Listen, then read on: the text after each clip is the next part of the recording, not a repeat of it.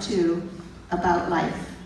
At only 17 years of age, she is a senior at Stoneman Douglas High School. She has become a leader following the tragedy that occurred there and has already spoken to crowds of over 55,000 people in LA. She is one brave, resilient, and sweet young woman, and we are honored to have her with us today to deliver our 2018 In My Shoes Keynote address. Ladies and gentlemen, please give a warm welcome to Mia Freeman.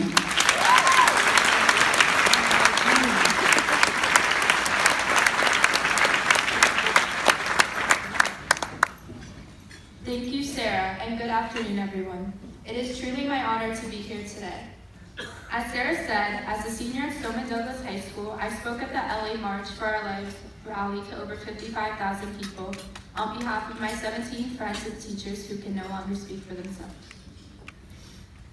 So, by comparison, today should feel much more comfortable since there are only 800 guests and I'm surrounded by my JAFCO family, but yet I'm more nervous than I was at the rally.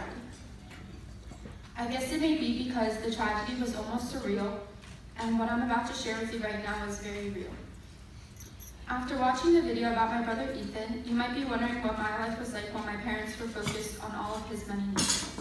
I've never shared this with anyone before today, and to be honest, I didn't really know how to even start to tell my story. My mom and dad are both here today. They are awesome and they gave me full permission to say anything I wanted. So Mom and Dad, I decided to write you a letter.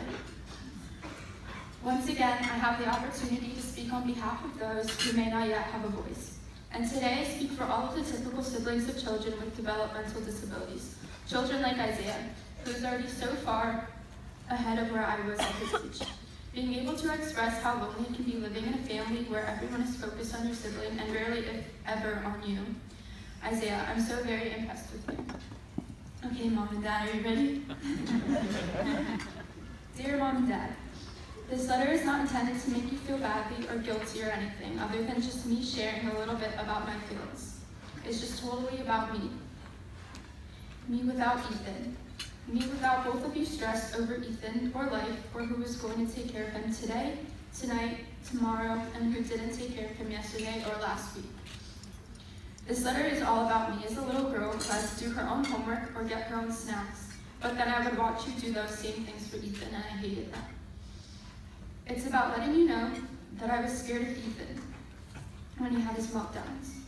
Mom, I was scared the time that he was hitting me while we were driving, and the time that he pushed me into the counter and I had staples in my head. I was scared when we were in the pool, and he would sometimes hold me under the water until I could barely breathe. I hated it. I hated it all, and I hated him. I hated when we couldn't go out because Ethan was in a bad mood, or when we had to come back from a family outing because Ethan wasn't managing. There never seemed to be a backup plan to leave him home and to take me out alone. It was always, always, always about him. I hated to hear you both fighting about Ethan and accusing each other of not doing a good enough job parenting him when you both were doing your best. It was hard, and it still is hard for me to hear you say that I wasn't responsible for parenting him, but many times, even today, when you both have had enough, I'm the one who has to step in. I make his breakfast or lunch, or I even drive him to school.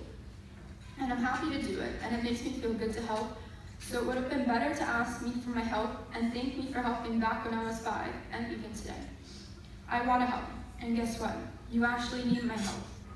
And just for the record, I happen to be really good at taking care of my brother. But do you want to know the hardest part of growing up with a sibling who has a disability? This may surprise you, but the hardest part is knowing that there are people in my own extended family who I love dearly, but who do not want Ethan at any family gatherings or parties. There were so many family events that we didn't get invited to because people didn't want to take a chance that we might bring Ethan with us.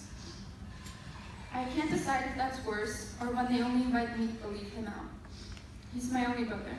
All my cousins are there at the party with their siblings, but I always am there alone.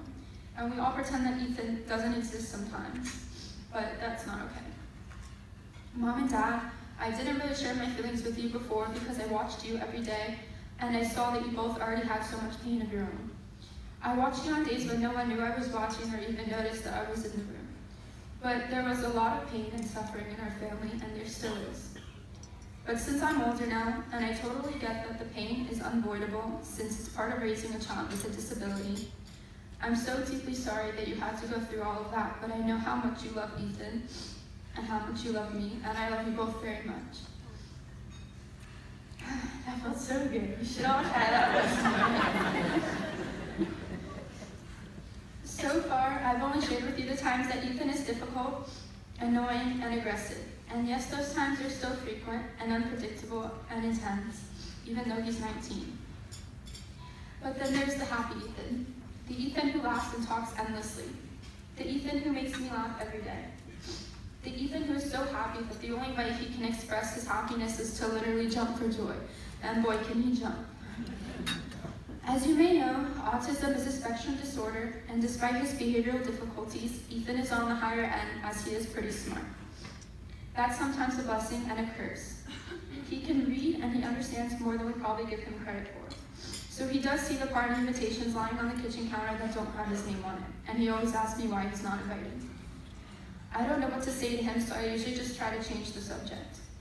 Ethan loves parties and gets such great pleasure out of the little things in life. He loves to dance too, and recently he learned how to do the Kiki challenge. Does everyone know what that is? Are you going to show us? Yeah.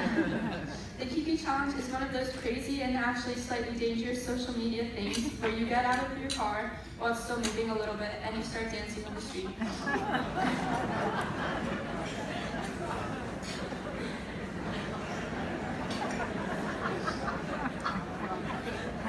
To all the parents in the room, I'm sorry to tell you this, but if you have a teenager with a car, they're all doing it.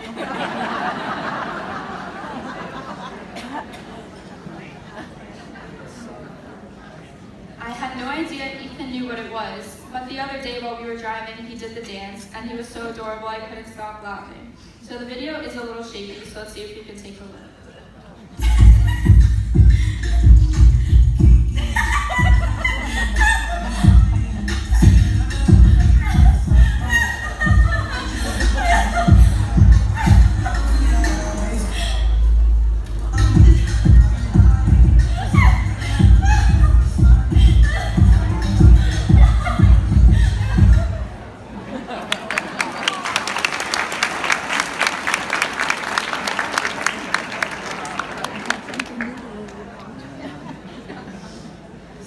Does make me laugh a lot. On a very serious note, when his autism doesn't take over his body with frustration and rage, my brother is the sweetest, happiest boy in the world who I love with all my heart, and also with all my soul. When the Ability Center opened in 2014, Ethan was already 15, but JAFCO helped my family so much. My parents' relationship would not have gotten better without going to counseling with Linda Sachs at JAFCO. I honestly believed that I was the only typical sibling that felt lonely and neglected as a child, but I got to go to the Ability Center too and meet other typical siblings in a program called Sib Shops, where I was shocked that everyone knew how I felt. It's awesome, right, Isaiah? And for several years, Ethan went to the Ability Center camp, to life skills, social skills, and to respite. And when it was time for Ethan to move into a group home, JAFCO was right there to help. I truly believe that if the Ability Center had been around when Ethan and I were little, my childhood would have been very different, as he could have gone there for an evening, on the weekend, or for a week or two, allowing me to have just a little bit of alone time I needed with my parents. But I am so happy that the Ability Center is there now for other families.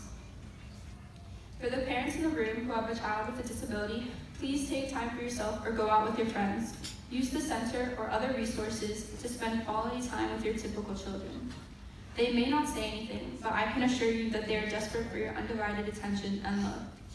And trust me, whether you can admit it or not, you need a break. You are exhausted and you are lonely too. You need to sleep and spend time alone with your spouse or significant other, and maybe you can save your relationship or marriage. And just remember, there is no shame in admitting how crazy it gets some days in our home. JAFCO knows what our lives are like. They're all therapists and social workers, and they've heard it all. The violence, the toileting accidents, and the chaos. So please don't let the shame stop you from asking for help. But Mom and Dad, while my childhood has not been easy, I would not trade any of it, and I would not trade either of you. or my amazing brother Ethan. It is because of our family and my incredible brothers that I have learned so much and I am the person that I am today. He gave me strength, patience, and my ability to never judge others. He taught me to have a compassion for others, and as a result, at only 17, I have a deep love for philanthropy, whether I'm helping JAFCO, Best Buddies, Sensibility, or any charity that represents those who need a voice. When the tragedy happened at Stoneman Douglas, the next day, most of my friends could not move or even get out of bed. I was devastated too, but I was not in bed. Because of Ethan and how you've raised me, I have learned to cope with my adversity by helping others. Mom and Dad, I just needed you to hear one time how I felt, and now I'm good. I don't know too many parents who would allow their 17-year-old child to get up in front of 800 people and say whatever she needed to say without approving it ahead of time. You are amazing parents, and I thank you both for loving me and for doing your absolute best each and every day and for sacrificing so much of your own lives for Ethan and for me. Between the two of us, I realized there was zero time that you had for yourselves. Hopefully now that Ethan is happy in a group home placement, you can each have some time for yourselves and we can have that quality time together. I might be the only teenager in the world that still wants to spend time with both of her parents. Going out all together would be nice once in a while like we used to, but even apart would be great too. Now that Ethan is settled, it's a dream of mine that can finally come true. In closing, I want to share that, until this moment, I never truly realized how much gratitude I owe to JAFCO. I hope my story touches the other families in this room who are still alone in their journey of raising a child with a disability. We have the only ability center in the entire community, the entire country right here in our community. So there is no reason to do it alone. Just look around this room. You are definitely not alone. And thank you all for allowing me to share my story with you today.